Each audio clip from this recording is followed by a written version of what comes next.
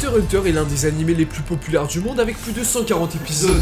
Malheureusement, l'auteur du manga a dû beaucoup ralentir la série à cause de ses problèmes de santé. Et grâce à cette vidéo, quand l'animé reprendra, vous serez totalement à jour. Notre histoire commence sur l'île de la Baleine, un endroit paisible où on suit les aventures de Gon, un enfant de 12 ans qui vit sa meilleure vie dans la nature avec un objectif clair en tête, attraper un énorme poisson nommé le maître de l'étang. Car s'il parvient à le pêcher, sa tante Mythofrix l'autorise à passer l'examen Hunter pour partir à l'aventure. Les habitants de l'île ne croient absolument pas en sa réussite, car ce poisson est énorme et si puissant que même 5 hommes n'ont pas réussi à l'extirper de l'eau. Mais contre toute attente, il parvient finalement à l'attraper et ne perd pas de temps avant de le montrer à sa tante. Gon a réalisé le même exploit que son père Jean Frix, au même âge que lui. Alors à contre-cœur, Mytho va devoir respecter sa promesse et le laisser partir à l'aventure. Le truc, c'est qu'elle a peur pour lui, car le métier de Hunter est dangereux, et chaque jour qui passe pourrait être son dernier. Mais ça suffit pas à décourager le garçon, bien décidé à découvrir le métier de son père, celui-là même qui l'a poussé à l'abandonner. Après une longue discussion entre les deux, elle le laisse enfin partir, mais à une condition, revenir sain et sauf. C'est le début d'une grande aventure pour lui, et elle commence fort puisque dès son départ sur le bateau de l'examen Hunter, les autres participants lui montrent d'office que personne ici n'est là pour rigoler, et que seule une poignée de personnes sur des centaines de milliers sont capables de se qualifier. L'ambiance sur le bateau est assez intense, mais pas le temps de s'attarder sur les détails puisque Gon remarque directement qu'une tempête se prépare. Ça risque de secouer sur le bateau et le capitaine du navire en est bien conscient. C'est pourquoi ils foncent sur les vagues déchaînées pour tester tous les participants à bord, car oui, l'examen Hunter a en vérité déjà commencé. Quand la mer se calme, il décide d'aller voir ce qui reste de l'équipage totalement malade à cause de l'agitement. Et à sa surprise, 3 personnes se tiennent debout comme si rien ne s'était passé. Évidemment Gon, que le chef de bord reconnaît directement comme étant le fils de Jin, un certain Leolio plutôt désagréable qui souhaite devenir Hunter pour l'argent, et enfin Kurapika. Il souhaite devenir un Hunter chasseur de primes car il est le seul survivant d'un clan nommé les Kuruta, qui a été entièrement massacré il y a de ça 4 ans. Depuis ce jour, il s'est juré de venger ses confrères. Pendant que la tension monte entre nos participants, la tempête s'intensifie et un des membres du navire passe par-dessus bord. Sans hésiter, Gon se jette dessus pour le sauver, mais sans l'aide de Kurapika et Leolio, il aurait coulé avec lui. Après cet événement, une amitié se forme entre les trois, et le capitaine décide de leur laisser passer la suite des épreuves. Une fois que le bateau accoste sur l'île de Dolé, notre groupe se dirige vers le grand arbre au sommet de la montagne, et après une longue marche remplie de pièges comme un quiz ou encore une fausse situation de kidnapping, ils finissent par atteindre leur destination. Ils arrivent dans un sous-sol très profond où la plupart des candidats n'ont pas l'air de rigoler. Entre un ninja douteux, un enfant surentraîné et un clown psychopathe, cet examen s'annonce rude. La première épreuve est sur le point de commencer quand le mur géant se lève et dévoile l'examinateur qui explique les règles. Pour réussir la première épreuve, il suffit de le suivre dans ce long tunnel, mais personne ne sait pendant combien de temps exactement. Jusqu'à là, c'est trop facile et il n'y a aucune difficulté. Mais l'organisateur augmente la vitesse et très rapidement, les candidats se mettent à courir. Kurapika le comprend très vite. Cette épreuve n'est pas seulement physique, mais mentale pour tester leur capacité à résister à l'envie d'abandonner. Après des heures de course et plus de 30 km parcourus, beaucoup de candidats abandonnent et Leolio commence à douter de sa capacité à réussir l'épreuve. C'est au même moment qu'il croise un jeune garçon aux cheveux blancs nommé Killua. Gon se rapproche de cet enfant et les deux décident de courir ensemble. Mais côté Leolio, c'est la galère car il est à bout de souffle. Après 60 km parcourus, il ne peut plus faire un pas. Mais après un pic de motivation et d'énergie, il se relance décidé à finir cette course. Pour Gon et Killua, cette épreuve est beaucoup trop facile et carrément ils décident de faire la course. Pendant ce temps-là, Leolio et Kurapika échangent sur leur passé et on apprend que si son clan a été massacré, c'est car les yeux qu'ils possèdent sont extrêmement rares sur le marché noir, de par le rouge vif de leurs pupilles qui s'illuminent lorsqu'ils ressentent une émotion forte. Et le groupe qui a tué tous ses confrères se nomme la Brigade Fantôme. Leolio de son côté pense sincèrement que l'argent peut tout acheter dans ce monde. Et s'il en veut tant, c'est car il a vu son ami d'enfance mourir devant ses yeux alors qu'il n'avait qu'une simple maladie qui était totalement soignable. Et c'est pour cette raison qu'il souhaite gagner beaucoup d'argent et devenir chirurgien pour que personne d'autre n'ait à mourir comme son ami. Les candidats continuent de s'écrouler les uns après les autres et l'épreuve touche finalement à sa fin lorsqu'ils remontent tous à la surface. Notre groupe se retrouve dans le marécage de Numel, qui est aussi appelé le nid des escrocs à cause de toutes les créatures qui volent l'apparence des humains pour mieux les tuer. La course continue et nos participants doivent s'aventurer dans ce marécage. Alors qu'ils continuent à courir, un brouillard épais s'étend sur la zone et tout le monde perd de vue l'examinateur. Alors que Killua et Gon décident de prendre les devants, Kurapika et Leolio se retrouvent encerclés par une multitude de monstres et voient les participants se faire dévorer. Mais pour les combattants qu'ils sont, c'est pas vraiment un problème. Et parlant de combat, vous vous rappelez de lui là? Ça chauffe de son côté. Il se fait encercler par un groupe qui lui ordonne d'abandonner la sélection et de ne jamais se représenter parce qu'il juge qu'un psychopathe comme lui ne devrait pas devenir Hunter. Dommage pour eux, ça ne se passe pas du tout comme prévu et Hisoka ne fait qu'une bouchée d'eux. Tout ça sous les yeux de Kurapika et Leolio qui se trouvaient là par hasard. En voyant ça, les deux sont choqués et s'engager dans un combat avec lui serait perdu d'avance. Ils le savent très bien. C'est pourquoi les deux prennent la fuite, ce qui est une sage décision. Enfin,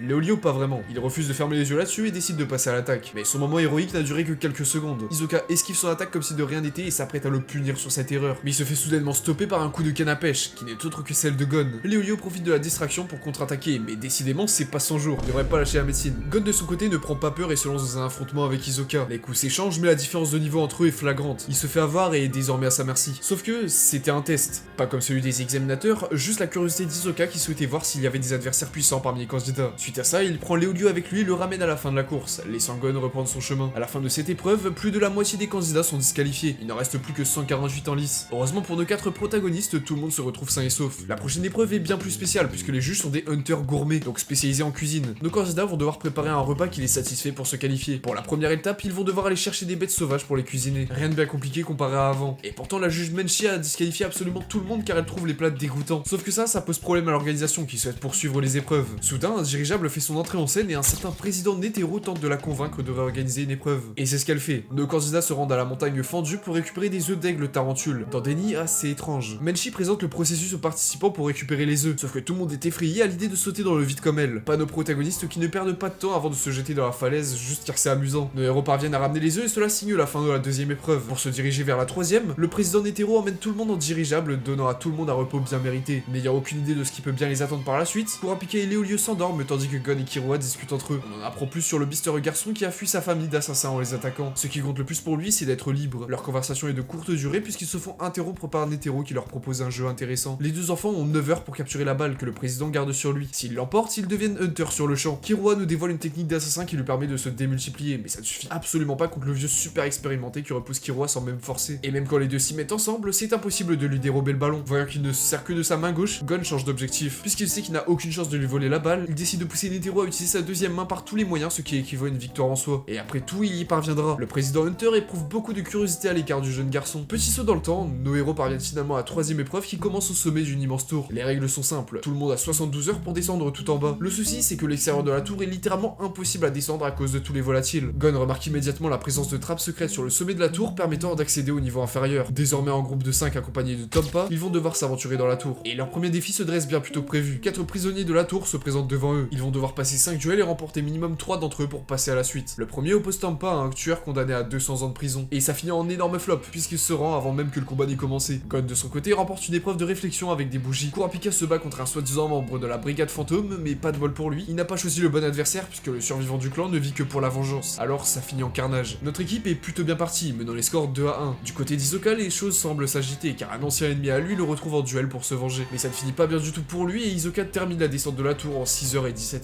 Leolio subit une défaite humiliante face à une manipulatrice qui l'a dominé intellectuellement. Et enfin pour le dernier duel, Killua fait face à un horrible tueur en série qui prend plaisir à éliminer ses victimes à main nue. Mais bon, le garçon reste un assassin surentraîné et il n'a fait qu'une bouchée de lui en lui volant son cœur. L'épreuve est donc validée et nos protagonistes peuvent poursuivre leur descente dans la tour. Petit souci, il ne leur reste plus beaucoup de temps à la pendule, alors qu'une vingtaine de candidats sont arrivés depuis bien longtemps à la ligne d'arrivée. Gon et son groupe se retrouvent contraints pour le prochain défi de choisir entre deux chemins, le rapide et le long. Évidemment, pour aller plus vite, on choisirait tous le court, mais le problème c'est que seulement 3 personnes peuvent y accéder. Alors pour choisir qui d'eux sera le sacrifice, des armes sont disposées dans toute la salle. Mais alors que Leolio et Tompa se battent, Gon a une idée excellente. Emprunter le chemin long, mais casser avec les haches le mur en briques qui les sépare du chemin court. Et c'est ainsi que nos candidats se qualifient à la toute dernière minute, avec un total de 25 personnes en lice. La quatrième épreuve est une chasse au gibier, mais entre les joueurs. Le but des candidats va être d'arracher aux autres joueurs leur badge dans une grande forêt sur une île perdue. Et vu que pour Gon rien n'est facile, il fallait évidemment que le tirage au sort de sa cible, ça tombe sur le numéro 44, et qui est Hisoka. Une fois que tous les candidats sont dispersés sur l'île, le jeu peut commencer. Et ils ne perdent pas de temps. À peine débuté que tout le monde se vole leur badge. De ce côté, Gon est bien conscient qu'il va devoir tout faire pour éviter le combat avec Hisoka. C'est pourquoi son but va être d'annuler sa présence au plus possible et de dérober son numéro avec sa canne à pêche au moment où il s'y attend le moins. Alors avant de le chercher sur l'île, il passe sa première journée à s'entraîner à attraper des cibles en mouvement. Et quand il se sent enfin prêt, c'est le moment pour lui de partir à la recherche d'Hisoka, encore inconscient que lui-même se fait traquer. Et après un bout de chemin, Gon trouve enfin sa cible. Mais la seule présence d'Hisoka et la peur de se faire cramer le terrifie. Pour parvenir à gagner sa cible, il va devoir l'attaquer au moment où lui-même attaque quelqu'un. Du côté de Leolio, il croise le chemin de Tompa, et décidément ces deux-là se détestent, mais finissent toujours par se retrouver. En échange de médicaments pour son ventre, il propose à Leolio de tout lui révéler sur ce qu'il a besoin de savoir sur Panzo, qui n'était autre que la porteuse du badge qu'il doit voler. Alors après avoir tenu sa part du marché, il ouvre la manette pour lui donner les soins nécessaires, mais c'est à ce moment-là qu'un autre joueur en profite pour l'attaquer et voler son badge. C'était un coup monté. Les deux prennent la fuite, mais c'est sans compter l'intervention de Kurapika qui met Tompa à terre. Et rapidement, le maître du singe se fait rattraper et est aussi capturé. Pour ce qui est de notre Kurota, il est d'office qualifié puisqu'il a volé le badge de Tompa. Maintenant, il va aider Leolio à obtenir son quota. Pas beaucoup de nouvelles du côté de Killua, mais il sait qu'il est suivi et qu'un affrontement va bientôt avoir lieu. Plusieurs heures sont passées et Gon attend toujours le bon moment pour voler le numéro d'Hisoka. Sauf qu'apparemment, il s'est fait repérer. Quand Hisoka lui ordonne de sortir de sa cachette, il hésite. Mais le truc, c'est que s'il le fait pas, il le fera sortir de lui-même. Mais coup de bol, il y avait un autre campeur juste à côté de Gon et se lève à sa place, pensant que Hisoka faisait référence à lui. Par rapport à son entraînement, c'est une opportunité en or pour lui de lui dérober son badge. Sauf que le souci, c'est qu'Hisoka ne baisse à aucun moment sa garde dans l'action. En fait, il n'attaque juste pas et ne prend même pas la peine car son ennemi est déjà quasiment mort à cause d'une blessure. C'est à ce moment-là que l'effrayant acolyte d'Hisoka le rejoint et déclare avoir déjà ses 6 points depuis un moment. En bref, toujours pas d'ouverture pour Gon qui n'a d'autre choix que de suivre Hisoka alors qu'il se met activement à chasser. Et le pire des scénarios se produit car dans son viseur, c'est Kurapika et Leolio. Mais pour notre protagoniste, c'est une opportunité parfaite de gagner ce badge. Lorsqu'Hisoka approchera le duo, il tentera une négociation pacifique en leur faisant faisant comprendre qu'ils n'ont aucune chance contre lui. Mais pour autant, aucun des deux ne recule et compte bien se battre. Finalement, avant que les hostilités ne démarrent, il accepte de récupérer le badge inutile de Kurapika et laisse du temps aux deux pour s'enfuir. Ça aurait été trop beau pour être vrai, mais le badge que Kurapika lui laisse n'était donc pas le bon. Il lui reste tout de même un point à récupérer pour se qualifier, et ça tombe bien car il semble être en pleine forme pour le prochain. En fait, il est tellement euphorique qu'il a dégagé une aura terrifiante qui a fait trembler Gon de peur. Mais pas de temps à perdre car ce monstre est déjà reparti pour une chasse. Gon est certain que la prochaine cible d'Hisoka se fera attaquer, et compte bien profiter de cet instant pour voler le badge 44.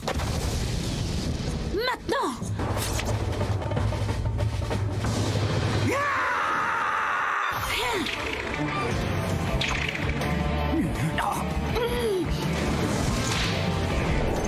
Hisoka est choqué de cette action, évidemment, mais Gon ne perd pas de temps avant de s'enfuir. Sauf que un autre concurrent le suivait depuis le début. Et oui, il a immobilisé Gon au sol avec un poison qui endort ses muscles. Il part avec son badge, lui laissant la vie sauve. Mais il se passe encore un truc de fou. Devant Gon, presque endormi sur l'herbe, le cadavre de son ennemi tombe devant lui. Et à côté de lui se tient Hisoka qui lui rend le badge très fier de ce que le garçon a accompli. Humilié par cette action, il n'a d'autre choix que d'attendre la fin de l'épreuve en recouvrant du poison. Du côté de Killua, il décide enfin de passer à l'action. Il est bien conscient qu'il se fait pisser depuis le début et le combat semble désormais inévitable. Après avoir absolument dominé la situation, il récupère non seulement le badge dont il a besoin, mais envoie à l'autre bout de l'île ceux de ses concurrents. Un vrai aura farmer celui-là. Il ne reste désormais plus qu'un jour avant la fin de l'épreuve. Le duo retrouve Gon à l'entrée de l'île, et maintenant il ne manque plus que les points de Léolio pour que notre squad se qualifie au complet. Grâce aux intuitions du garçon, ils parviennent à repérer où se situe sa cible. Elle est cachée à l'intérieur d'une grotte. Léolio s'avance après avoir vérifié que l'entrée n'était pas piégée, mais ce qu'il va trouver au bout n'était pas ce à quoi il s'attendait. Un vieil homme étrange est assis au prix d'une lanterne, et sa cible Ponzo est en effet bel et bien dans cette grotte. Sauf qu'a priori, elle n'a pas l'air de vouloir se battre. Elle informe Léolio que s'il sort, il mourra. Il est totalement confus par la situation, mais n'a pas le temps de réfléchir qu'il se fait prendre en embuscade. Entendant ces cris, Gon et Kurapika se rendent à l'intérieur de la grotte, pour y trouver Léolio paralysé au sol. En vérité, l'entrée est gardée par des serpents venimeux et quand on y rentre, pas moyen de ressortir après. Ponzo convainc les autres de rester et attendre du renfort. Sauf que pour Kurapika, il n'en est pas question. Déjà, il veut absolument devenir Hunter, mais aussi il y a la santé de Léolio qui est gravement en danger. Gon lui a un plan de fou, aller chercher dans le cadavre du type qui a installé ce piège pour récupérer un antidote. Bah oui, si c'est lui le dresseur des serpents, il doit forcément avoir ça sur lui. Alors il prend le pari en se faisant recouvrir de serpents et il s'avère que c'est le cas. Kurapika peut maintenant injecter le soin à ses amis et leur sauver la vie. Le truc c'est que maintenant, faut réussir à se barrer de la grotte. Ponzo possède sur elle du gaz soporifique. Ça serait très utile sur les serpents, mais le souci c'est que l'effet ne durera que 5 minutes. Mais notre protagoniste, lui, est capable de retenir sa respiration pendant une dizaine de minutes. Pour lui, ça sera du gâteau de sortir ses amis de la grotte. Ouais, dites-vous qu'il a tous ces talents-là à seulement 12 ans. Avant de relâcher la fille, il s'assure quand même de lui prendre son badge pour le donner à Léolio. Enfin, l'épreuve est finie. C'est désormais l'heure de retourner au bateau et dans quelques instants, on va découvrir tous les candidats qualifiés. Au total, ils sont 9 à accéder à la prochaine étape. Mais avant ça, nos apprentis vont devoir passer un entretien avec le président Netero. C'est d'ailleurs au cours de cette interview qu'on commence à voir qu'Hisoka est un type vraiment louche, car s'il déclare ouvertement vouloir affronter le président en duel. Enfin arrivé à destination en dirigeable, la finale va pouvoir commencer. Seule une personne parmi les 9 va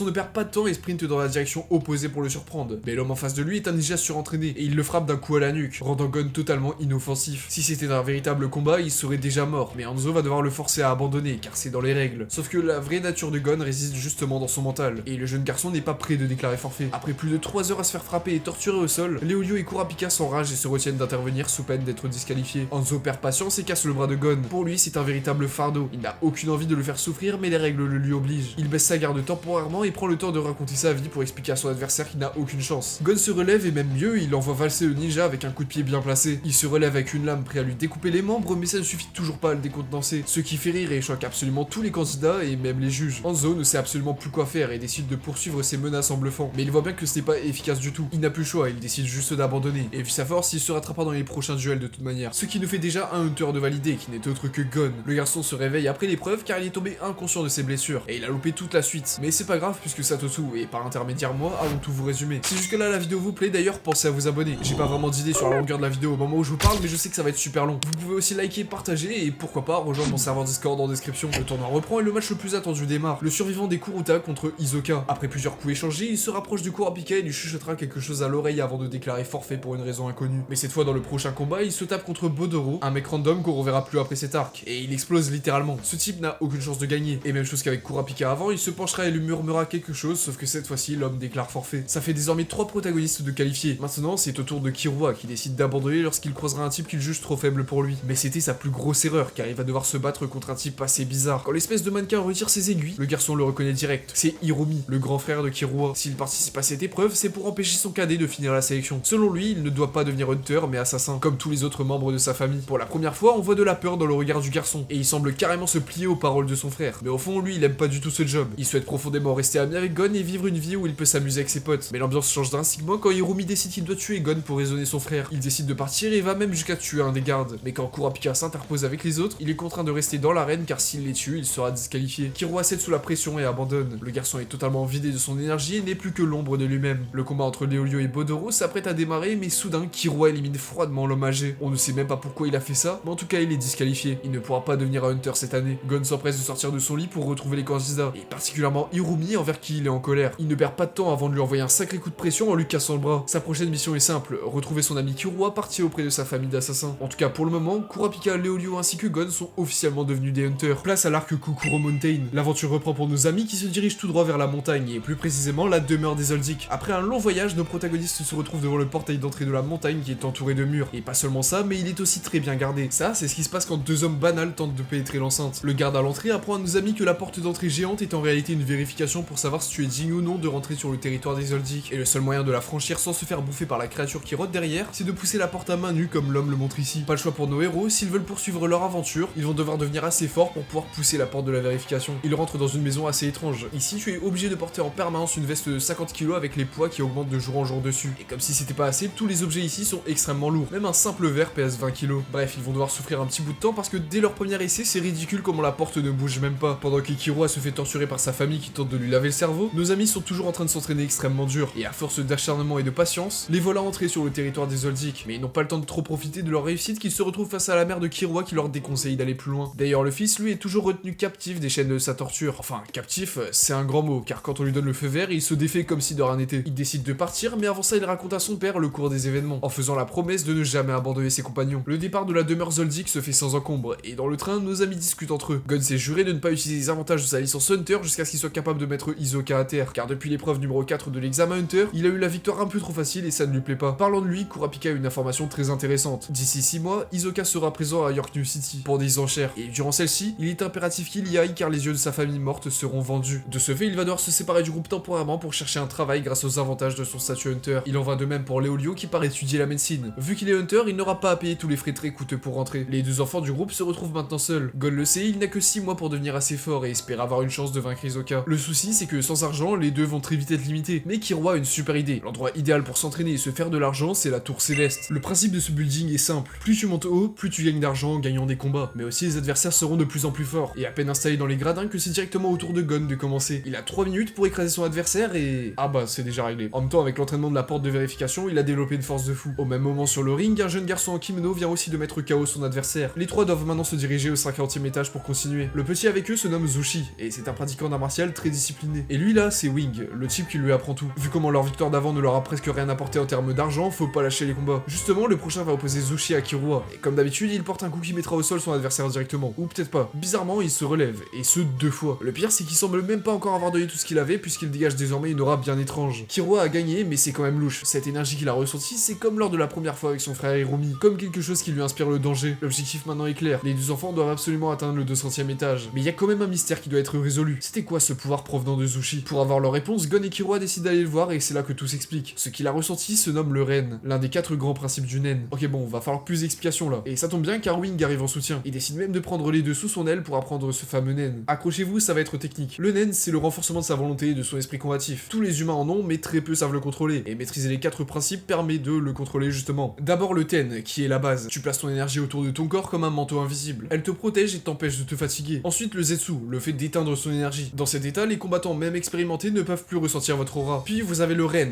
donc ça c'est la sensation que Killua a ressentie qui est le déploiement de votre esprit combatif. Et enfin le Hatsu, c'est un peu comme votre attaque spéciale, chacun possède la sienne. Le professeur nous montre un simple exemple de ce qu'il est possible de faire avec en tranchant une canette simple avec un bout de papier renforcé. Les enfants vont devoir garder ces principes en tête et commencer leur entraînement. Mais en parallèle, faut pas oublier les combats, toujours aussi faciles qu'avant. Carrément, ils passent même aux étages supérieurs et se rendent désormais dans de nouvelles chambres quand soudain, une aura maléfique est dirigée contre les deux garçons, les empêchant d'avancer. Et l'origine de celle-ci n'est autre qu'Hisoka. C'est sûr, il il maîtrise définitivement le naine. Il tente d'avancer mais c'est en vain. Impossible de faire un pas sans mourir de la pression. Le problème c'est qu'ils doivent absolument s'inscrire à leur étage actuel avant minuit car s'ils refusent, ils risquent l'expulsion de la tour. Mais il y a pas moyen qu'Hisoka les laisse passer. Il leur reste à peine 3 heures devant eux. Pourtant, il y a quand même une chance de s'en sortir. Apprendre les bases du naine et développer une résistance aux reines d'Hisoka. Plus précisément, ils vont devoir développer leur ten qui est donc leur capacité à canaliser leur énergie comme un bouclier autour de leur corps. Wing va tenter d'éveiller ce naine en eux. Pour ça, ils vont devoir utiliser la manière forte qui n'est pas sans risque. Mais au vu de la contrainte du temps, ils n'ont pas le choix. Ok, ça a fonctionné. Mais maintenant, il faut canaliser cette énergie au plus vite car là, tout est en train de s'échapper. Gon et Killua doivent visualiser l'énergie qui traverse tout leur corps. Et après beaucoup de concentration, ils y parviennent. Le naine émane d'eux et recouvre toute la surface de leur corps. Et ça leur permet de résister aux reines de Wing pour la première fois. Rendez-vous de nouveau vers la tour pour mettre cette nouvelle compétence à l'épreuve. Finalement, il leur a fallu moins de 2 heures pour maîtriser ce pouvoir. Et leurs inscriptions sont donc validées. Arrivés dans leur nouvelle chambre, ils vont devoir bien se reposer car dès demain, les hostilités reprennent leur tour. Le premier combat de Gon à cet étage 200 l'oppose à Jido, un type assez louche qui se bat uniquement grâce à des toupies. Il les envoie valser autour de Gon pour l'attaquer avec. Elles sont remplies de son haine et surtout, il peut les contrôler à sa guise grâce à son pouvoir. Pour Gon, ça a l'air perdu vu comment le combat est déséquilibré. En même temps, il reste un apprenti hunter et le naine, il le maîtrise que depuis hier. Sauf qu'à force d'encaisser, il réalise que l'utilisation de son naine fait de lui la cible des toupies, qui ont pour ordre d'attaquer tous les utilisateurs de naine justement. Alors il active son Zetsu pour supprimer sa présence et il parvient à esquiver tous les projectiles. Malgré tout, il a perdu, mais il a appris beaucoup. Sauf que là, il se retrouve cloué au lit à cause de ses blessures, ce qui l'empêchera de s'entraîner ou de se battre pendant 2 mois. Ça faisait longtemps, mais retournant du côté de Kurapika, il se rend à un bureau pour trouver du travail dans la section hunter, mais la dame à l'accueil lui rit au nez. Elle comprend qu'il est un total débutant qui ne maîtrise pas du tout le naine. Il n'a d'autre choix que de repartir quand elle ne le laisse même pas postuler. Sur le chemin du retour, il sent une aura étrange tourner autour de lui, et de justesse, il esquive un projectile chargé à bloc qui passe juste à côté de sa tête. L'homme qui se dresse devant lui a l'air redoutable, et il a carrément volé sa licence hunter sans qu'il s'en rende compte. Kurapika tente de le provoquer en duel, mais sans résultat. Et évidemment, il se fait mettre à l'amende par ce type qui maîtrise le naine. Il le supplie de le lui apprendre aussi. Sans ça, il ne pourra pas aller bien loin dans sa quête de vengeance après tout. De retour à la tour céleste, Gon a considérablement pris du niveau, car maintenant il est capable de bien mieux maîtriser son ten qu'avant. Et quand il tombe de nouveau contre Jido, il ne perd pas de temps avant de l'envoyer au sol et du courage même de se repointer à cet étage. Killua aussi d'ailleurs a détruit toute sa concurrence sans même transpirer. Après ces combats d'échauffement, Gon est conscient du réel boss final de cette tour. En vérité, c'est toujours le même depuis le début. La confrontation entre Hisoka et Gon ne va pas tarder tôt ou tard. Ces deux-là vont se battre. Sauf qu'avant ça, un cours de Wing super important s'impose. Le naine est disposé en 6 grandes catégories. Absolument chaque individu sur Terre est soumis à l'une d'entre elles. Tout d'abord, le renforcement. C'est quand ton type de naine te permet de rendre ton corps plus fort et solide. Ensuite, les missions. Ce type te permet de tirer de l'énergie à distance de toi comme des portails par exemple. Puis il y a la manipulation qui consiste à contrôler des choses ou des gens. La matérialisation qui permet de créer des objets grâce à votre énergie. Après, la transformation, quand tu changes ton énergie pour qu'elle prenne l'aspect d'une autre chose, comme par exemple l'électricité. Et enfin, une catégorie totalement à part très rare, la spécialisation. Celle-ci vous permet d'utiliser absolument tous les types que je vous ai listés avant. Gon possède donc le renforcement et Killua, lui, la transformation. Retenez bien ça pour la suite, ça va être utile. Donc après un entraînement intense, notre protagoniste est enfin prêt à prendre Hisoka en duel pour avoir sa revanche.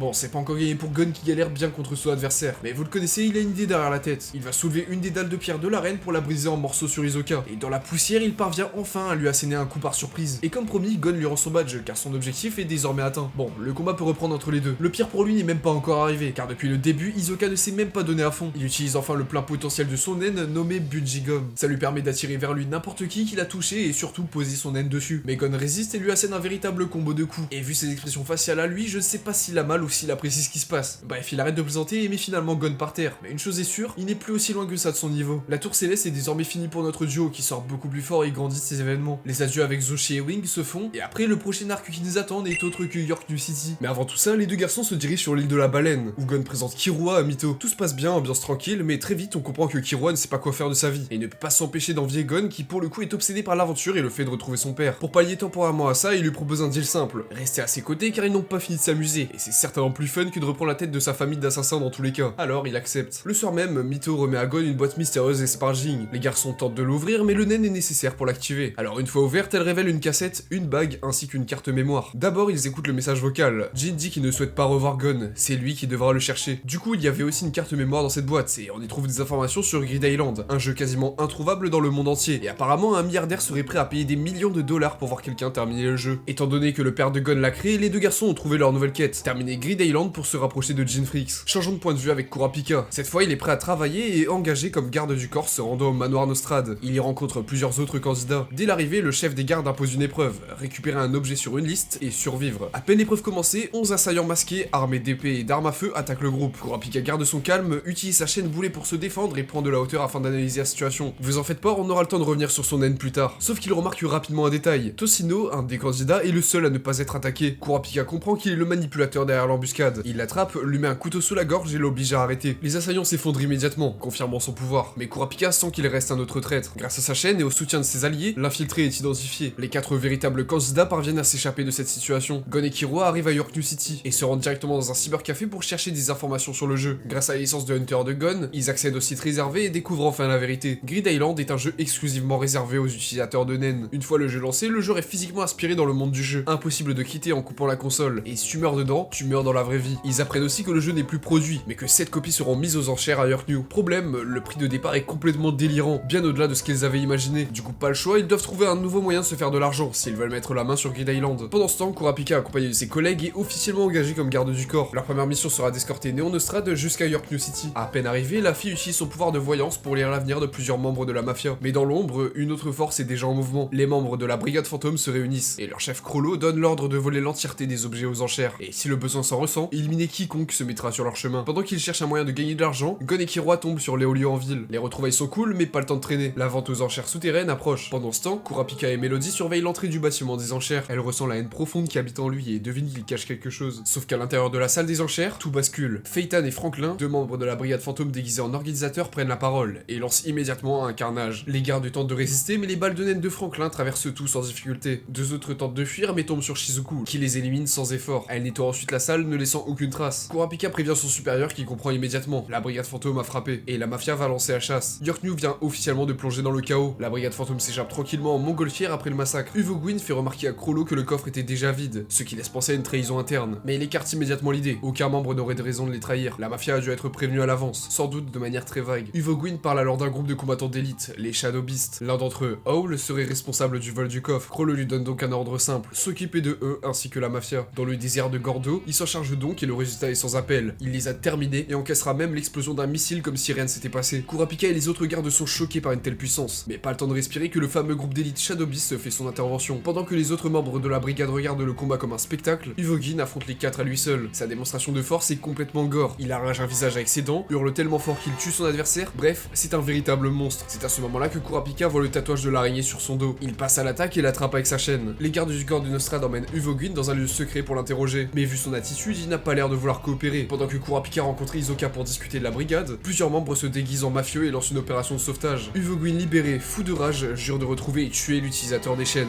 Et avec l'aide de Charnalk, Uvo Gwyn parvient à retrouver la trace de Kurapika. Ils se font face près de l'hôtel où se trouvent Néon et les gardes, et décident de régler ça en combat singulier. Kurapika affronte finalement Uvo Gwyn, le premier duel pour lui contre un membre de la brigade fantôme. Il prend les devants et fait valser ses chaînes sur Uvo Gwyn, mais malgré tout il parvient à lui asséner un coup de poing, et avec sa force de monstre il est quasi certain que son bras doit être en miettes à cause de l'impact. Sauf que non, pour nous et pour lui actuellement c'est incompréhensible. Quel est son type de naine, et surtout comment fait-il pour écraser Uvo Gwyn à ce point?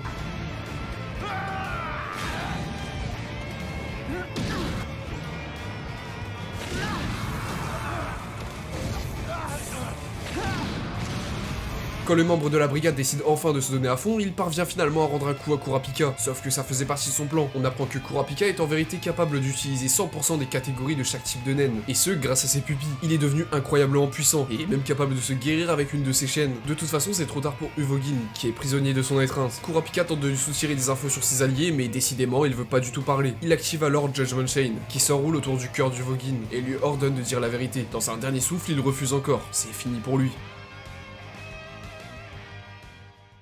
Côté Gon et Killua, la chasse à l'argent continue. Il va jusqu'à mettre sa licence de Hunter en gage pour obtenir des fonds. Avec Léolio, ils se rendent dans différentes maisons de vente pour se renseigner sur Grid Island. Mais soudain à distance, Léolio les appelle. Il a repéré 2 membres de la brigade. Sans hésiter, Gon et Killua laissent tout derrière eux et partent pour les suivre. Machi et Nobunaga se placent volontairement en plein milieu d'une place pour attirer l'utilisateur des chaînes dont ils ne connaissent pas encore l'identité. Sauf qu'à la place, ils attirent l'attention de Gon et Killua qui commencent à les suivre discrètement. Pendant ce temps-là, le clan Nostrad annonce que même si l'enchère a été interrompue, elle reprendra ce soir. Le superviseur demande à Kurapika de rejoindre l'équipe de protection protection rapprochée. Au même moment dans leur filature, Gon et Killua font une énorme erreur. Fix et Pakunoda qui les suivaient depuis un moment surgissent et les capturent facilement. Ils sont emmenés au repère de la brigade fantôme. Les deux enfants sont retenus captifs pendant un moment, mais grâce à une erreur d'inattention, ils parviennent à s'échapper. De son côté, Chrollo passe à l'action. Grâce à une photo récente sur le site Hunter, il retrouve Néon Nostrad, qui s'est échappé pour assister à la vente aux enchères sans l'accord de son père. Il l'aide à entrer dans le bâtiment du cimetière et lui demande de lire son avenir. En lisant sa prophétie, Chrollo comprend la mort du Voguin et en pleure. Après ça, il ordonne à la brigade de se rassembler et de semer le chaos. À l'extérieur, c'est un carnage total. Ses compagnons détruisent la police et plus de 2000 mafieux. Chrollo dédie ce massacre comme un requiem pour Uvogin. Mais dans les sous-sols du bâtiment, il se fait encercler par Silva et Zeno Zoldyck. Le combat est titanesque. Chrollo tente même de voler le pouvoir de Zeno mais échoue. Silva lance alors 2 énormes sphères de naine provoquant une explosion massive. Soudain, Hiromi appelle sa famille pour les prévenir qu'ils n'ont plus de contrat et que leur cible, donc Chrollo, n'est plus d'actualité. S'il avait pas appelé son père à ce moment-là, c'en était fini du chef de la brigade. Il a eu beaucoup de chance. Chrollo relance alors son plan. Grâce au pouvoir de Cortopi, la brigade crée de faux cadavres de ses membres pour tromper la mafia. La vente aux enchères reprend au 10e étage, cette fois contrôlée par la brigade qui vend des copies parfaites des objets volés. Kurapika retourne à la vente et dépense une somme colossale pour récupérer les yeux écarlates. Et au repère, Chrollo annonce leur départ de Yorknew une fois le butin récupéré. Mais Nobunaga refuse. Il veut absolument retrouver l'utilisateur des chaînes. De leur côté, les 4 protagonistes se retrouvent enfin tous ensemble dans un hôtel. Kurapika leur avoue avoir accompli sa vengeance pensant tous les membres morts à cause de faux cadavres. Mais Killua et Gon savent très bien que c'est faux. Les véritables membres de la brigade sont encore en vie. Pendant ce temps, Chrollo utilise le pouvoir volé de Néon pour lire l'avenir de ses camarades. 5 membres de la brigade mourront dans les 2 semaines s'ils continuent à poursuivre l'utilisateur des chaînes. La décision est prise,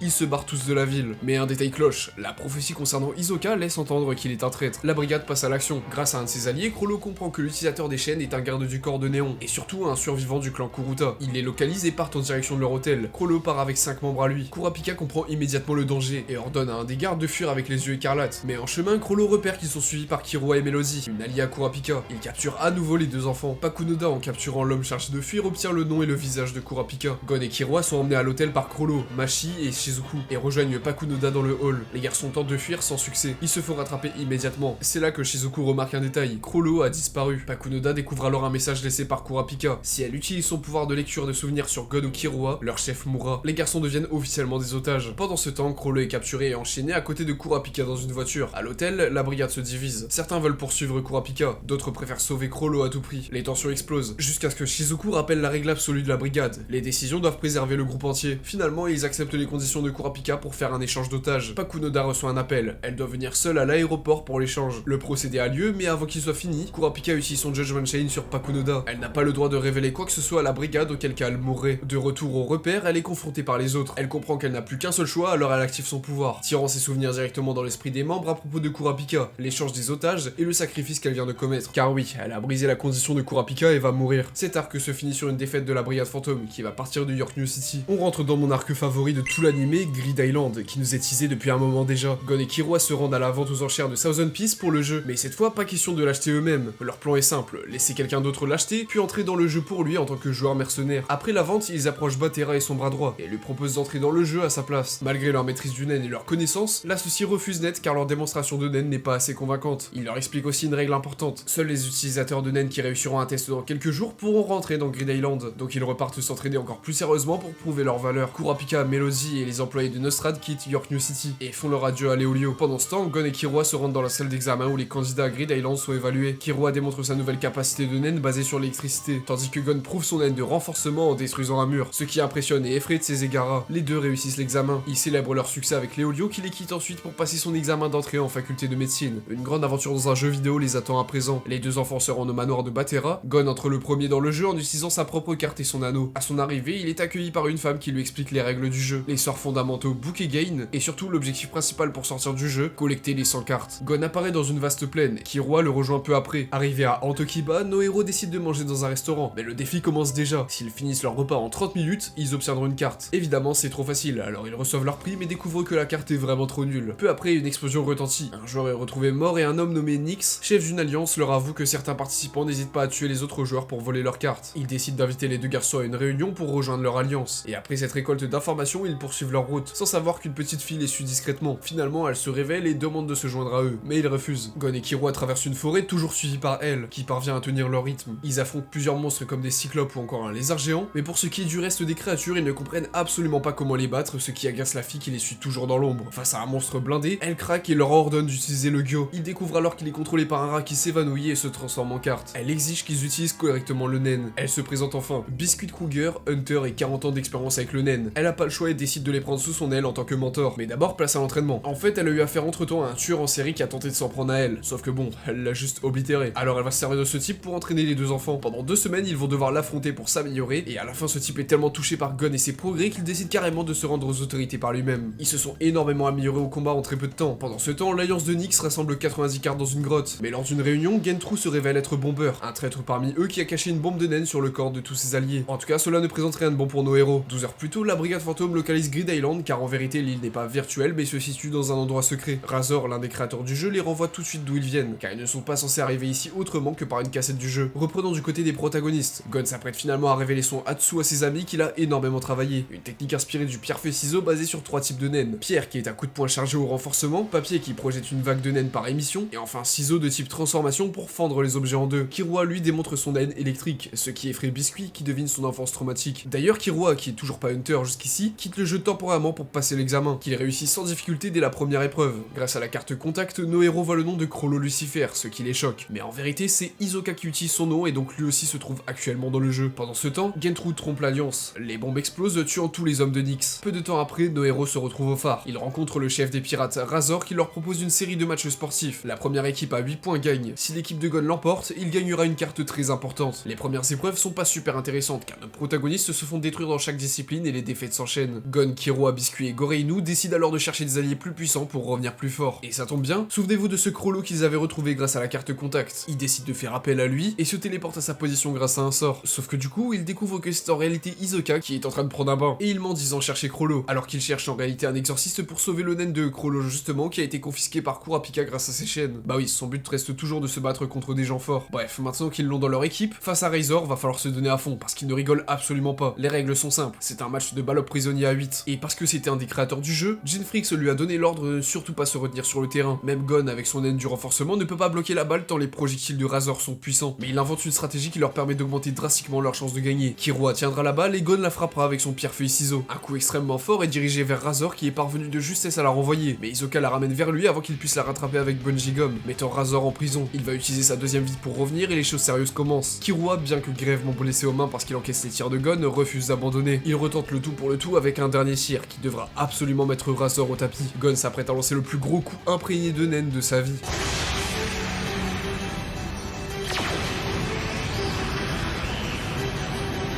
Pierre, papier, ciseaux, pierre.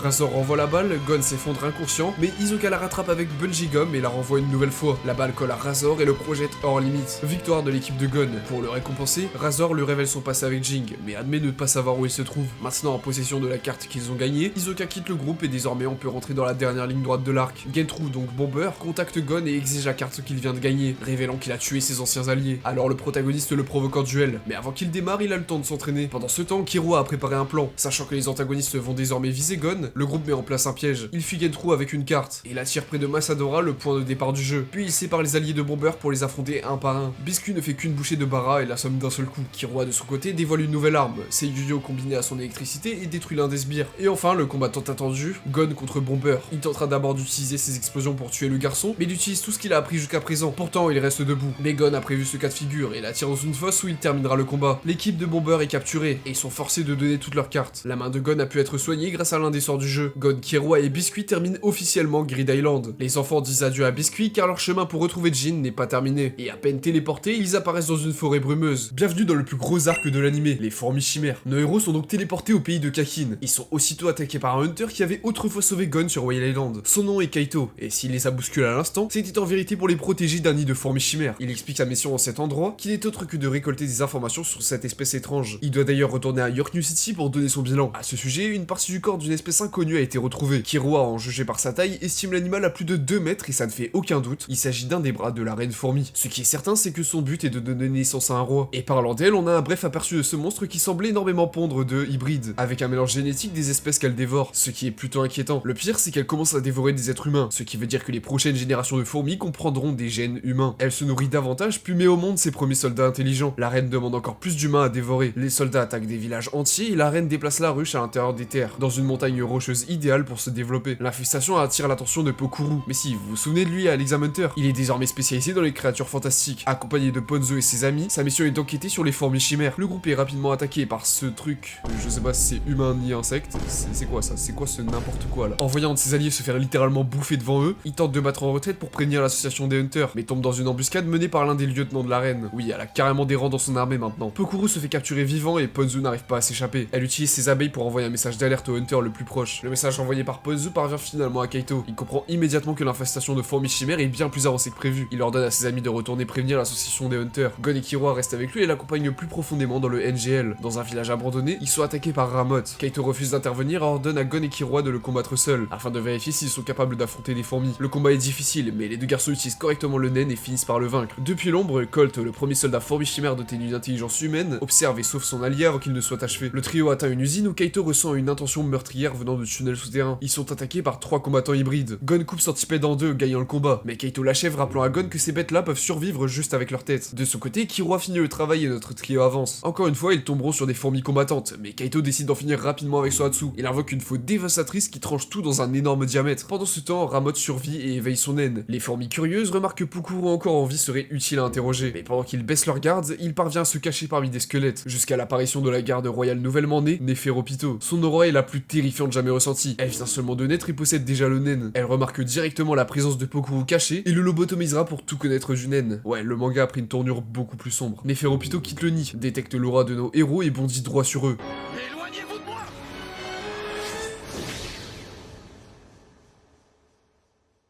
Gon, fou de rage, s'apprête à attaquer. Killua le met KO, conscient que les deux ne peuvent rien faire et n'ont d'autre choix que de prendre la fuite. Il retourne à la frontière du NGL pour rejoindre les compagnons de Kaito. Il y rencontre Netero, accompagné de Morel et Nov, deux puissants hunters. Le garçon leur résume donc la situation, et suite à ça, ils vont devoir s'entraîner encore plus dur pour faire face aux fourmis chimères qui maîtrisent désormais le naine. Et c'est Biscuit qui s'en chargera pendant un mois. 3 heures de raid par jour et des combats contre Knuckle, un des apprentis des chefs d'escouade. Gon progresse suffisamment pour que ce type le prenne enfin au sérieux. Dans un autre combat, on apprend le véritable pouvoir de son naine. Knuckle frappe Gon et lui révèle sa capacité pot clean, un mécanisme qui absorbe votre naine et s'il ne peut plus vous en prendre, alors il vous en privera totalement pendant un mois entier. Mais pendant tout ça, le roi fourmi chimère est enfin né. La plus puissante de toutes les fourmis jamais créées vient de naître avec ses 3 gardes royaux. La reine mourante révèle son nom, Meruem, qui veut dire la lumière qui illumine tout. Il ne perd pas de temps avant de partir. Lui et ses gardes prennent possession du palais d'Iscorto, là où il compte régner. Killua rencontre de nouveaux Ramoth, qui est cette fois-ci renforcé au naine. Le truc c'est que depuis le début de l'arc, il n'arrive pas à combattre sérieusement à cause de sa peur et ses pensées concernant son frère Hiromi. Mais c'est en plein combat qu'il découvre une aiguille implantée dans son front, qui l'oblige à fuir les combats qu'il semble perdus. Et à l'instant où il l'arrache, il retrouve sa confiance et ne fait qu'une bouchée de son adversaire. L'équipe du NGL rejoint Gon et Killua dans un château et annonce avoir retrouvé Kaito. Gon court vers lui, mais il le frappe. On apprend qu'il est en réalité mort, son corps ayant été transformé en marionnette d'entraînement pour les fourmis. Gon jure de le ramener à la normale quoi qu'il en coûte. Notre groupe se dirige vers Iscorto afin de coordonner l'assaut avec Netero. Pour tester Gon, Morel lui demande d'imaginer qu'il est l'agresseur de Kaito et de le frapper. Il concentre une telle puissance dans son Janken qui est convaincu sans même recevoir le coup. En tout cas, le plan est fini. Netero combattra Meruem, Gon et Killua veulent prendre leur revanche contre Pito avec le soutien de Knuckle et Shot. Et pour ce qui est de l'autre garde royale Pouf, Morel et Nov s'en chargeront. Pendant ce temps, la brigade fantôme sera à Meteor City, là où Zazan tente de transformer la population en fourmis. 5 des membres éliminent son escadron sans souci, et Phaeton se rend directement à la chef. Après s'être occupé d'elle, le groupe se replie. Et du côté de nos protagonistes, ils pénètrent clandestinement à Isgorto et découvrent des villages vides et du sang. Killua comprend que Meruem est déjà passé à l'action. Il finit par attirer l'attention de plusieurs fourmis et affronte l'escouade de Léol. Il bat Icalgo mais l'épargne par respect. Ensuite, il s'occupera des frères Orto, qui le laissent quand même à l'agonie. Mais le poulpe décide de le sauver et l'emmène dans un hôpital clandestin. En attendant dans son palais, Meruem affronte les champions humains à différents jeux et les tue après les avoir battus. Il rencontre ensuite Komugi, championne de Gungi aveugle et naïve en apparence, mais ça ne l'empêchera pas de le battre à ce jeu. Pito baisse temporairement sa garde, ce qui permet à Nov d'infiltrer le palais pour créer des sorties de téléportation, mais il est terrorisé par l'aura des gardes royaux et subit un effondrement mental, devenant inapte au combat. Pour la première fois, le roi ressent des émotions. Il se soucie de Komugi, lui ordonnant de se reposer, mais ses gardes la considèrent désormais comme une menace. Même s'il affirme encore que la violence est la loi suprême, ses actions en disent autrement. moment et ils ont peur qu'il se rapproche d'un humain. Quelques secondes avant l'assaut, Zeno Zoldyck transporte Netero au-dessus du palais royal à l'aide de son dragon. Les deux hommes sautent et entament une chute libre à travers les nuages. Pitot détecte l'anomalie et déforme son naine vers le ciel, comprenant immédiatement qu'un ennemi approche. Zeno déchaîne une pluie de projectiles sur le palais, prenant les gardes par surprise. Pitot est distraite par les attaquants du ciel, alors pour nos héros, c'est le moment parfait pour prendre d'assaut le palais, grâce au portail de Nov. Il rencontre Youpi posté sur l'escalier. Knuckle réussit à activer son Hatsu absorbeur de naine sur lui. Gon et Killua arrivent à passer. Shot affronte le garde seul mais est gravement blessé. Pitot retrouve Meruem, qui tient Komugi touché par l'attaque de Zeno. Le roi ordonne à Pitot de la soigner immédiatement. Il propose d'éloigner pour se battre avec Netero et permettre les soins, ce qu'il accepte. Mais les deux garçons découvrent Pitot en train de la soigner. Gon, fou de rage, exige un combat et que Pitot répare Kaito. Toujours sous les ordres du roi, elle se brise le bras pour prouver qu'elle n'attaquera pas tant que Komugi n'est pas stabilisé. Gon accepte d'attendre 1 heure malgré sa haine. Killua doit temporiser contre Youpi. Il utilise sa vitesse divine, le paralysant complètement. Mais tombant à court d'électricité, il doit battre en retraite. Dans un endroit souterrain, Netero affronte Meruem. Mais avant, le roi tente ses négociations. Il promet un monde sans inégalité où certains humains seront épargnés. Évidemment, le président refuse. Le Hatsu de Netero ne parvient pas à blesser sérieusement le roi. Meruem lui arrache une jambe, puis un bras. Netero, dans un dernier souffle, utilise son attaque ultime, la rose du pauvre. Une explosion immense sur un rayon de plusieurs kilomètres. Mais Meruem parvient à survivre de justesse. Ses deux gardes Pouf et Youpi donnent leur corps pour le sauver. Du côté de Gon, le temps imparti est écoulé. Il menace de tuer Komugi si Pitot ne le suit pas tout de suite. Elle obéit donc et ils partent vers l'endroit où Kaito est isolé. Maintenant que Komugi n'est plus en danger, elle lui révèle la vérité. Elle ne peut pas le ressusciter. Gon s'effondre intérieurement. Ses émotions basculent entre désespoir et haine incontrôlable. Elle invoque son Hatsu. Gon croit encore l'espace d'un instant que Kaito sera soigné, jusqu'à ce que Pitot soigne son bras et lui annonce qu'elle va le tuer. À cet instant, il comprend qu'il a été trompé depuis le début. Toutes ses émotions refoulées explosent. Son aura devient noire et écrasante. Et Gon sacrifie tout son potentiel futur pour obtenir la force nécessaire maintenant. Il se transforme en une version adulte de lui-même, immense et terrifiante. Le combat n'est même pas un peu égal. Elle se fait arracher en deux. Il l'écrase physiquement et la tue, avant d'exploser la forêt entière avec un Janjanken ultime. Killua arrive trop tard, horrifié par la puissance que Gon a libérée. Pendant ce temps, Meruem, de retour au palais, commence à subir les effets de l'attaque ultime de Netero. En vérité, le plus dangereux n'était pas l'explosion, mais le poison. Il va mourir et il vient de le comprendre. Mais avant que tout soit fini, il veut retrouver Komugi pour lui faire ses adieux. Les deux jouent leur toute dernière partie de Gungi, et même après cela, elle veut rester avec lui. Pourtant, elle est consciente qu'elle mourra aussi du poison. Mais peu importe, les deux finiront leur vie ensemble dans une mort paisible.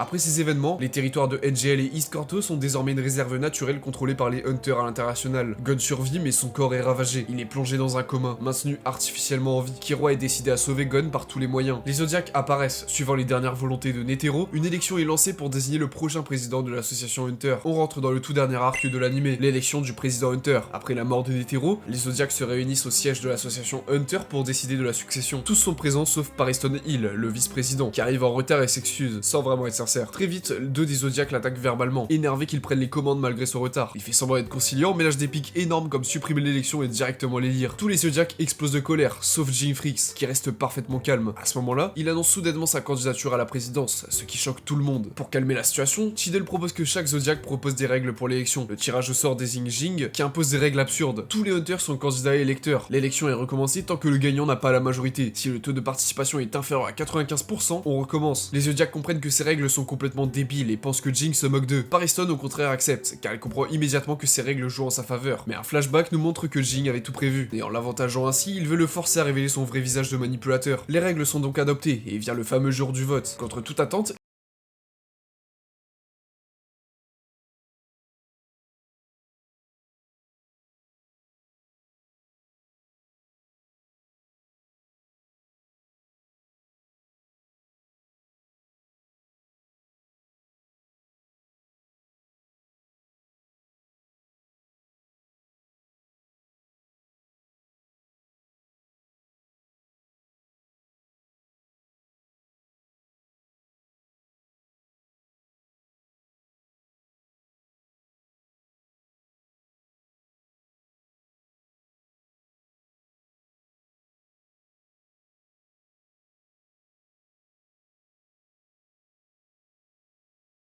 Killua à travers plusieurs portes verrouillées. Dans le passé, Haruka enfant demandait à sa domestique de la porter, monter les escaliers et jouer avec elle. Mitsuba obéissait jusqu'à ce qu'elle voit les yeux d'Haruka devenir noirs. Paniquée, elle appelle à l'aide, mais Killua arrive à temps et fait un souhait, jouer avec elle. Haruka redevient donc normale. Il explique que ses yeux deviennent blancs après un souhait et noirs quand quelqu'un accepte ses demandes. Pour tester l'étendue de son pouvoir, après 4 refus consécutifs, Mitsuba est instantanément réduit en bouillie. Un autre domestique tente une expérience. Les yeux d'Haruka deviennent noirs après 3 demandes et ensuite le domestique fait de nouveau un souhait, devenir milliardaire. De l'argent tombe du ciel et on on apprend plus tard qu'un avion transportant des billets a disparu. Grâce à ça, on connaît les règles officielles d'Haruka. Dans le présent, Killua les récite. Si une personne accepte 3 demandes, Haruka exauce un souhait. Plus le souhait est grand, plus les 3 demandes suivantes sont difficiles. La personne suivante qui demande un souhait hérite de la difficulté du précédent. Si quelqu'un refuse 4 demandes consécutives, cette personne est celle qu'elle aime le plus meurt. Dans un bar, Hirumi explique à Hisoka ces infos au même moment. Hirumi anticipe que Killua cherchera à faire guérir Gon, mais qu'il tentera de contourner les règles en subissant lui-même le prix du souhait. Il estime que cela pourrait le tuer, voire menacer toute la famille. Il ordonne donc à Hisoka de surveiller ses activités, et de la tuer si Killua ment ou triche avec un souhait. De retour au domaine Zoldyck, Haruka accueille son frère avec joie. Killua accepte volontairement ses demandes sans peur. Il remarque que la Haruka qu'il appelle simplement par son prénom est différente et plus douce. Une distinction clé entre Haruka et Nanika, sa face plus sombre. Pour faire bouger les choses, il demande un souhait conditionnel extrême. Si lui et Haruka ne quittent pas la montagne dans les 30 minutes, Nanika devra tuer leur mère. S'ils réussissent, elle devra simplement lui faire un bisou. Face à ça, Sylva cède et les laisse partir. Cela prouve que Killua maîtrise Nanika sans en subir les conséquences. Chose que le reste de la famille ne comprend pas encore. À l'association des Hunters, une conférence a lieu. Léolian confronte Jin sur son absence auprès de Gon. Sa réponse détachée provoque sa colère. Il le frappe publiquement, gagnant l'enthousiasme de la foule. Et juste avec ça, il entre dans le top 3 de l'élection, aux côtés de Pariston et Cheadle. Hirumi de son côté entre en action. Il manipule des conducteurs et provoque un accident mortel, faisant chuter la voiture de Killua dans un ravin. Il ordonne à Hisoka de récupérer Haruka et d'éliminer les domestiques. Sentant l'aura meurtrière de son frère, Killua comprend que sa poursuite est lancée. Il utilise alors sa vitesse divine pour se séparer du groupe et fuir avec Haruka. En chemin, elle se demande si elle a un fardeau pour sa famille, mais Killua lui affirme que ce n'est pas le cas. Goto affronte Hisoka, qui se présente simplement comme un magicien, mais ses pièces sont plus puissantes que des balles, ce qui l'impressionne. Mais bon, son bungee gum écrase largement les domestiques. Killua parvient à embarquer dans un dirigeable avec Haruka et contacte Morel, à qui il révèle toute la vérité. Il accepte que les Hunters traquent Hirumi, le déclarant comme ennemi public. Mais ça ne suffit pas. Arrivés devant l'hôpital, les deux jeunes Zoldyck font face à leur grand frère Hirumi qui pousse Killua à bout en lui demandant s'il serait prêt à le tuer pour sauver Gon. En lui démontrant qu'il est capable d'utiliser son pouvoir sans conséquence, Hirumi décide de le laisser passer. Même si au fond, il est persuadé que son frère cache encore certaines règles la concernant. Les résultats des prochaines élections changent drastiquement. Pariston reste premier, mais Léolio passe second. Cheadle va voir le père de Gon, qui lui révèle enfin ce que Pariston prépare. Après la mort de Netero, 5000 cocons de fourmis chimères ont été récupérés à East Gordo. Jin est convaincu qu'ils sont déjà éclos, et que Pariston compte les utiliser tôt ou tard. Le 8ème tour de l'élection commence. Les discours s'enchaînent, tandis que personne n'a le droit de quitter la salle avant qu'un vainqueur ne soit désigné. Killua et Haruka arrivent enfin à l'hôpital. Cheadle surprend tout le monde en annonçant qu'elle soutient Léolio comme futur président. Il monte alors sur scène bien qu'il admette ne pas être encore prêt. Il déclare avec sincérité que son seul objectif est de sauver Gon, quitte à utiliser toute l'association pour cela. Son discours honnête et émotionnel touche profondément l'assemblée. À l'hôpital, Nanika soigne Gon sous les yeux de tous. L'énorme quantité d'aura est ressentie jusqu'au siège de l'association. Le moment clé arrive. Gon, totalement guéri, entre dans la salle. Léolio fond en larmes et le serre dans ses bras. Cheadle comprend alors le plan de Pariston. Il a laissé Léolio gagner temporairement pour qu'il perde toute raison de se présenter une fois Gon sauvé. Au dernier tour, il est finalement élu, puis annonce immédiatement sa décision et nomme Cheadle en vice-présidente. Pariston avoue qu'il ne voulait que jouer avec Netero et confie à Cheadle la tâche de réformer l'association. Hirumi tente une dernière fois de s'emparer d'Haruka, affirmant que lui seul peut utiliser Nanika sans danger. Killua refuse et ordonne à Nanika de téléporter Hirumi chez lui, ce qui réussit instantanément. Il s'excuse ensuite auprès d'elle, comprenant qu'elle souffre aussi. Il promet de la protéger, de ne plus la traiter comme un outil. Gon retrouve Kaito qui a été réincarné en fourmi chimère. Il lui promet de devenir plus fort, et ce dernier l'encourage à retourner voir son père. Gon, Killua et Haruka voyagent ensemble jusqu'à l'arbre géant. Il remercie son ami pour tout ce qu'il a fait. Maintenant, ils se séparent, après avoir passé tout leur temps dans l'animé ensemble. Les deux Zoldyck partent voyager à travers le monde, tandis que Gon va retrouver Jin au sommet de l'arbre géant. Tout en haut, son père est assis. Ils discutent enfin pour la première fois de leur vie. Jin explique que ce qui compte n'est pas l'objectif, mais le chemin parcouru, faisant clairement référence à tout ce qu'a traversé son fils. Il révèle aussi que l'arbre sur lequel ils sont n'est qu'un jeune arbre, et que le vrai monde à explorer est bien plus vaste. C'est le monde extérieur. Gon rend à son père sa licence Hunter, bouclant une bonne fois pour toutes son voyage.